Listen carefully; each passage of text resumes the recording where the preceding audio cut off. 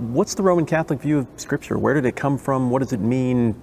Who wrote it? I mean, what would you tell somebody who's coming into your church and they say, explain what the Bible's about to me? So I think one of the things for Roman Catholics is that we are not a church of the book. So for us, the church is first, the book is second. So we know that in the Old Testament, the Old Testament, the Hebrew Scriptures have been given to us. And in the Acts of the Apostles, when they speak of the Scriptures, they're speaking of what we call the Old Testament. And so the Old Testament is mostly written in Greek, Hebrew, Aramaic, and what are the books of the Old Testament? There's some controversy. Right. Would you have those 7 books that are written only in Greek, and do they belong or not belong? And for us, what are called often the deuterocanonical books are canonical. So there's 47 books in the Old Testament, and we take the Scriptures, the Hebrew Scriptures are the basis because we come out of the Jewish religion. In terms of the New Testament, with Catholics, it is the community writing down that. So the community is the authentic interpreter of Scripture. The church is the authentic interpreter of Scripture. So if we want to know what it means, it comes out of the church, obviously inspired. God is the author, inspired by God, but it's the authentic interpretation, meaning the interpretation is meant for everyone. So you as a reader of Scripture can read the Scriptures and understand it for yourself, understand what it means for you. It can draw you into the Lord. But in terms of, yes, definitively, this is what this means or what it points to, that would be done through the church. Okay. Which I think points us right to one of the places where I think Protestants and Roman Catholics see things a little bit differently, and that's on the question of what is the church, and if I'm using the term right, apostolic succession. So apostolic succession has to do with bishops. Okay. So what apostolic succession speaks about is that this particular bishop follows in line of what Jesus taught. So what we see often enough in the gospel story is that the disciples are the one who are doing the work. So let's take the story of the feeding of the 5,000. Okay. When in the synoptic, and it appears in all 4 gospels. So in the synoptic tradition, Jesus breaks the bread, blesses it, gives it to his disciples, who then give it to the people. Okay. So what we think is that that's done so that the people in the early church can understand that the apostles are doing the same thing that Jesus did, right? Because now they're new Christians and they didn't get to see Jesus. They know people that knew Jesus, okay, but they themselves never saw Jesus. So how do I know that what Jesus wants us to do is what we're doing today? And we use that in the ordination of each bishop in the sense that this bishop is in an apostolic line back to the time of the first disciples. And at times in history, it seems like there have been like some challenges, some rough spots to that. I think of the problem in North Africa that Augustine came to kind of clean up with the Donatists. I think of the Avignon papacy, sure, in the High Middle Ages. How do Roman Catholics, how do you deal with that part, the parts where it looks like, oh man, which is the right thread to follow is the correct apostolic succession?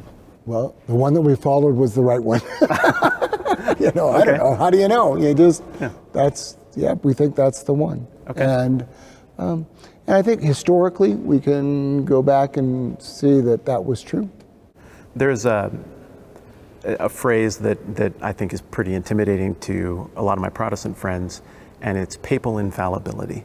Right. Which, as I understand, in the grand scheme of Roman Catholic history, is a more recent officialized doctrine.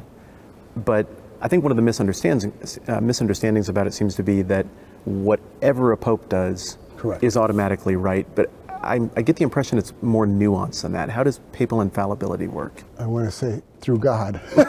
Okay. But so papal infallibility is that in a particular teaching on faith or morals, a dogmatic teaching is to be considered to be true. So that, and what happens is that there are theologians, scholars on both sides of an issue. So some people say this and some people say that. And both could be valid explanations. Okay. And so when it comes necessary to make a definitive decision, then that's the use of papal infallibility, to say that this question is now settled. Is there some formal announcement that says, hey, this is really official? Yes. Okay, so there's no guesswork as There's to no guesswork. when we're speaking in this way versus when we're not. Right. Okay.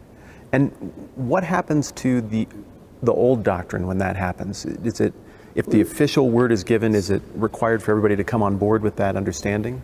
Correct. Okay. Correct. So the Catholic teaching is this. Any other opinion would be contrary to the Catholic understanding, Catholic faith. Okay. Yeah, and that's so different than the way my Protestant brain is wired, where, I don't know, to a degree, there's kind of just this endless wrestling that goes on and on. So on the one hand, like, I don't know, my feisty independent spirit kind of likes that. On the other hand, I can see the appeal of also just, hey, we're not going to spin our wheels on this for 2 millennia. Right. We're going to land on this point and we're going to move forward. So, why Rome? Why not? So Rome was the patriarch of the West. So Rome was the government capital of the world at that time. And so why God chose Rome? I don't know. He probably likes The fullness Italians. of history. Probably likes. I think he likes Italians. Yeah. I like Italians. Pasta, who knows? Yeah. So, there was, of course, the Patriarch of Constantinople, the Patriarch of Rome, the Patriarch in Alexandria, the Patriarch in Antioch, but the West was centered in Rome. Peter seems to hold a really unique place of honor in the Roman tradition. I mean, Sure. I don't know. I think he's Always amongst, Peter, James, and John. there you go. And I think amongst Protestants, I think he's our favorite because he's the guy who rightly identifies Jesus as the Christ, when before that only a Right. Canaanite woman and a demon had got it right. Correct. And finally it's Peter who Right. gets this thing right. Jesus seems to really affirm him getting that right. Yes. And And then get behind me, Satan. and then that. And so you've got this guy who's a bumbling disaster part of the time, but he also walked on water for a minute. Right. But also he's the one who said, I'd never, ever, ever, ever leave you. And then 2 seconds later, Right. he does. And so for Protestants, I think he's particularly beloved because he's like us. But I sense that in Catholicism, there's something really uniquely appreciated about him making that confession. Where does that factor in So theologically? I think that what people point to is the keys of heaven, so that whatever you bind on earth shall be bound in heaven, whatever you loose on earth shall be loosed in heaven, and the keys to the kingdom. So when we imagine heaven, it's St. Peter that's got the key to the gate. Yeah, he's right right there. Yeah, right. with his little notebook and everything. Right, exactly. It's a computer now. Oh, is it? It used to be a big book, but Okay. now he's gone digital, of Yeah. course. And so and coming out of that, and so if he has the keys to the kingdom, then he's the first of the disciples and that. But historically what happens is that Christianity moves to Rome, and so the Roman Church of Rome ends up spreading to Spain, what becomes Spain, what becomes France, what becomes Germany, Poland, up above, England, Ireland, and that. So those are huge masses of people that now, in terms of numbers, the Roman Church is much larger than the other Egypt, because it's more centered in a country and in a language. So the Coptic Egypt, or Palestine itself, or Antioch, or Greece, much smaller, fewer numbers. So the Bishop of Rome kind of ends up politically more powerful, and that turns into what we call the papacy. So if I'm hearing you right, I'm hearing a theological rationale for Peter's connection with Rome. And maybe I'm just filling in the gaps there myself. I'm hearing a historical rationale for just the way the missionary impulse of Christianity naturally moved was off into Europe, the gateway to which would be Rome. I'm hearing a political rationale, that is, people already had been looking to Rome for a few centuries as a seat of authority, and even when the capital gets moved east in the 3rd century, there's still this mindset of Rome as being this unique position. So that's interesting. I didn't expect that. And Peter dies in Rome. So I mean, you know, so it's like he's so special, he dies in Rome, and so over time his successors take on more authority and to what we would have today. And the assumption then is that those keys are transferable. Correct. And so that the authority of Peter is transferred to the next bishop, the next overseer of the community of Rome.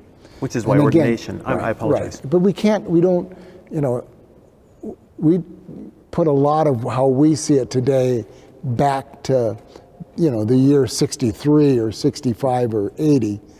I mean, they were, you know, in language, they were in mud huts compared to what we're doing today. You know, in other words, it was very basic, you know, and not as ornate and not as built up. I mean, it takes centuries to get to where we are today, obviously enough. So within Protestantism, then, it makes sense that ordination is an ordinance of the church, but not a sacrament, because we're not handing on an apostolic succession that must be unbroken. But that explains to me, as I'm sitting here listening, why this is one of the 7 sacraments within Roman Catholicism. So you got to get that right. You have to be ordained with someone who has that portion of the Spirit.